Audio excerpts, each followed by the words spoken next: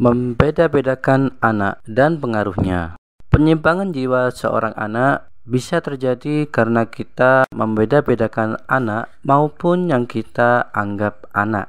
Membeda-bedakan anak menimbulkan rasa dengki, benci, rendah diri, atau perasaan tak berharga dalam diri anak. Sikap tersebut juga dapat menimbulkan permusuhan antar anak, bukan hanya sekarang, bahkan berlanjut hingga dewasanya. Dan ada beberapa jurnal tentang sibling rivalry yang pernah membahas tentang bagaimana persaingan antar anak, perseteruan, dan sebagainya terjadi sejak kecil hingga dewasa. Untuk sibling rivalry sendiri akan dibahas di topik tersendiri insya Allah. Tak hanya itu, sikap membeda-bedakan anak hanya akan memperbesar jiwa kompetitif anak. Sebetulnya, persaingan antar anak sejatinya sudah ada sejak mereka balita, dan bahkan persaingan akan berlanjut hingga dewasanya. Hal ini berdasarkan sejarah. Kedua putra Nabi Adam alaihissalam, Qabil dan Habil, yang berakhir dengan pembunuhan. Padahal Nabi Adam alaihissalam sudah berlaku adil terhadap anak-anaknya. Apalagi jika selaku orang tua melakukan pilih kasih, maka akan terjadi persaingan yang tidak sehat. Rasulullah SAW pernah menasihati, Allah merahmati seorang ayah yang membantu anaknya untuk berbakti kepadanya. Hadis riwayat Ibnu Hibban. Hal yang paling kecil yang perlu diperhatikan untuk berlaku adil bisa dimulai dari pemberian hadiah yang adil. Pemberian hadiah yang adil dapat mengurangi rasa kecemburuan. Meskipun orang tua biasanya memandang anak dari gendernya, laki atau perempuan, dari parasnya, cantik atau tampan, segi kognitif, kecerdasan, maupun kesempurnaan fisik.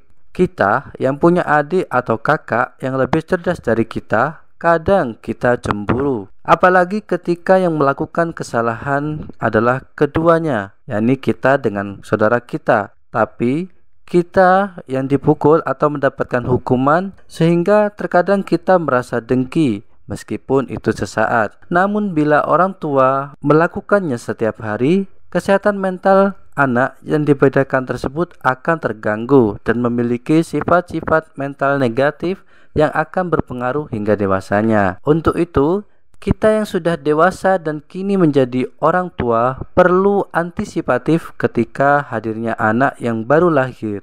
Sudah memberikan pengertian kepada kakaknya bahwa adiknya yang baru lahir perlu disayangi juga, baik olehnya maupun oleh orang tuanya. Apabila anak ini sudah bisa memandikan adiknya, maka diajaklah untuk memandikan adiknya agar berlaku kasih sayang. Mengucap rasa sayang sejak dini, sebelum dan sesudah adiknya lahir, perlu dijaga keistiqomahannya. Selain itu, menciumi mereka berdua sesekali adalah bentuk keadilan bagi mereka.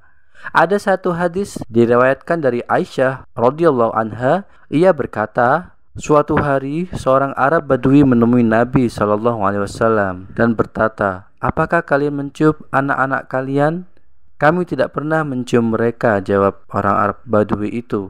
Nabi SAW bersabda, apakah kamu berharap agar Allah mencabut kasih sayang dari hatimu? Hadis riwayat Bukhari.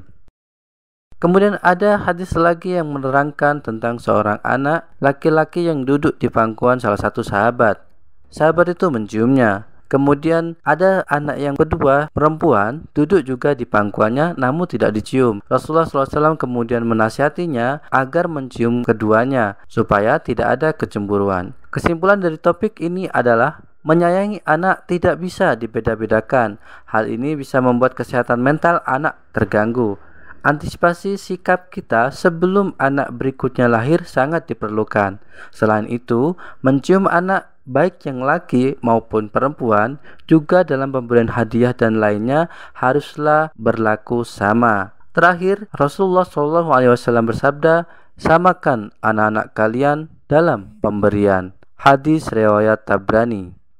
Parenting, peran penting kita pernah jadi anak.